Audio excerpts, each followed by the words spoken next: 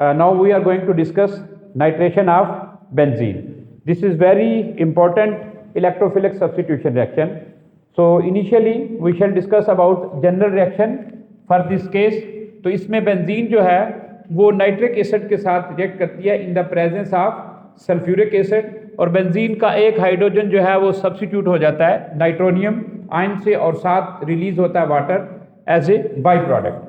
तो हमें सबसे पहले ये देखना होगा कि इस रिएक्शन के लिए नाइट्रेटिंग एजेंट कौन सा हम यूज कर सकते हैं, यानी कौन सी स्पीशी जो है वो NO2 आयन जनरेट करेगी।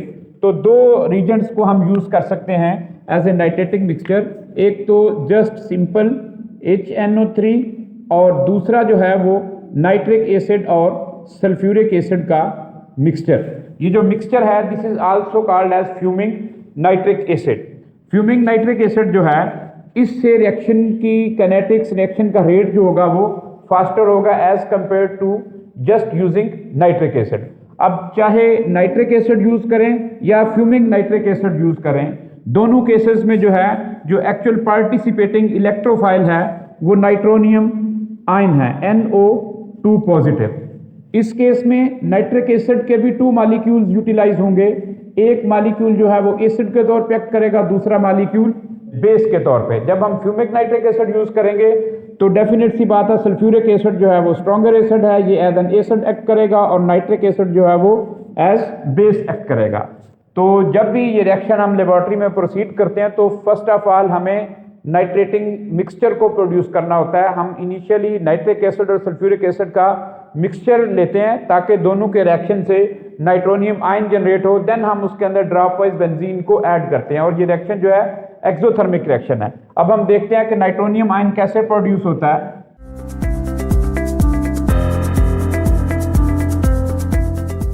ये सल्फ्यूरिक एसिड का मॉलिक्यूल है और ये नाइट्रिक एसिड। सल्फ्यूरिक एसिड के पास 2 ऐसी ऑक्सीजन मौजूद हैं जिनके पास 2-2 लोन पेयर मौजूद हैं।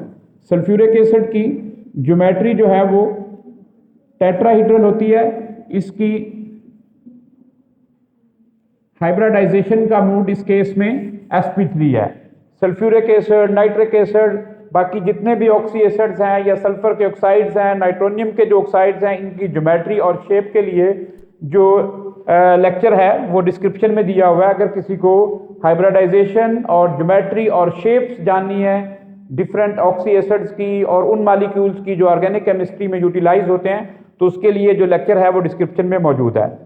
इस तरफ नाइट्रिक एसिड जो है इसकी ट्राइगोनल प्लेनर ज्योमेट्री है, ये 120 एंगल है, और इसकी हाइब्रिडाइजेशन जो है वो sp2 है।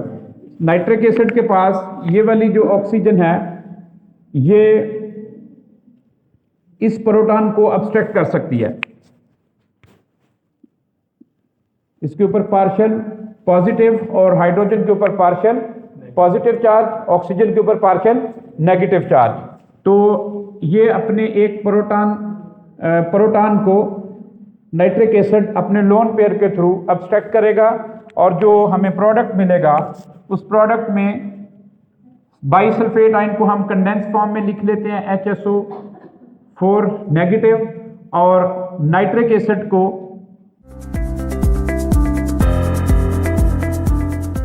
नाइट्रिक एसिड ने जब अपना लोन पेयर डोनेट किया प्रोटॉन को तो इसके ऊपर चार्ज आ गया पॉजिटिव।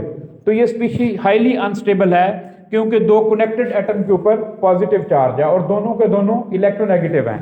जब इलेक्ट्रोनेगेटिव एटम्स के ऊपर कनेक्टेड केस में पॉजिटिव चार्ज आ जाए तो इमीडिएटली ये स्पीशी जो है वो ब्रेक हो जाएगी।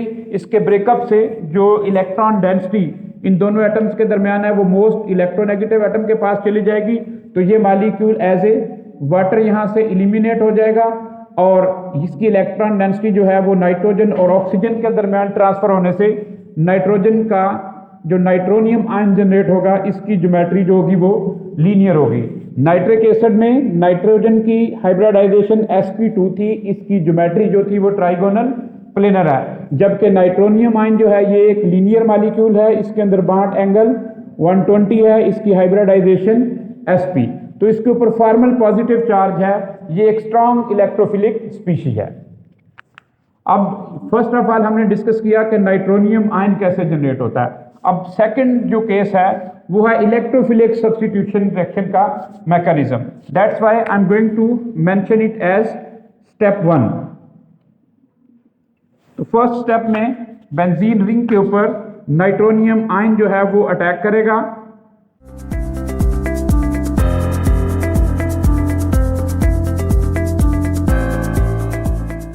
This intermediate is called as sigma complex या साइक्लोहेक्साडाइइनाइल कैटायन। तो इस इंटरमीडिएट में बेंजीन के दरमियान और नाइट्रोनियम आयन के दरमियान बॉन्ड डेवलप हो जाएगा, ऑक्सीजन के ऊपर चार्ज आ जाएगा, नेगेटिव इस पोजीशन पे चार्ज पॉजिटिव और यहां पर हाइड्रोजन। अब सेकंड स्टेप जो होगा, सेकंड स्टेप में स्पीशी वाटर मीडिया के अंदर मौजूद है, वो वाटर का मॉलिक्यूल जो है वो इस साइक्लोहेक्साडाइइनाइल कैटायन या जिसको हम सिग्मा कॉम्प्लेक्स कह सकते हैं, इसको हम एरिनियम कैटायन भी कहते हैं। ये एरिनियम कैटायन के ऊपर जो है वो वाटर का मॉलिक्यूल अटैक करेगा और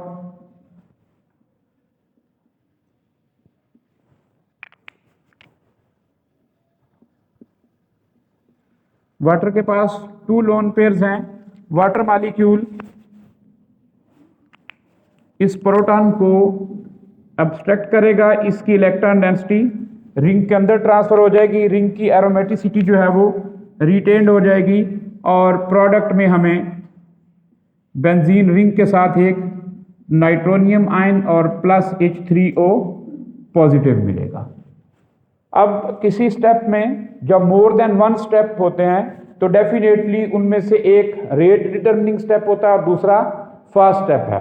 तो अब इस चीज़ को कैसे हम असेस कर सकते हैं कि कौन सा स्टेप रेट डिटरमिनिंग स्टेप है और कौन सा स्टेप जो है वो फर्स्ट स्टेप है।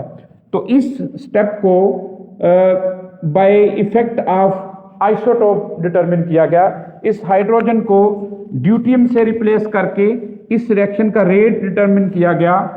तो जो रिएक्शन का रेट हाइड्रोजन की प्रेजेंस में था वही रेट रिएक्शन का ड्यूटियम की प्रेजेंस में है।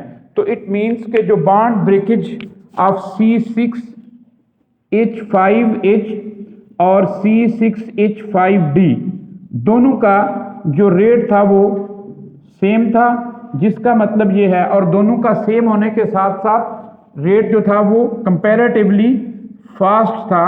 तो इससे ये चीज़ अखज़ की गई कि जो फर्स्ट स्टेप है that is rate determining step. तो इस केस में हम ये कहेंगे कि this step is also rate determining step.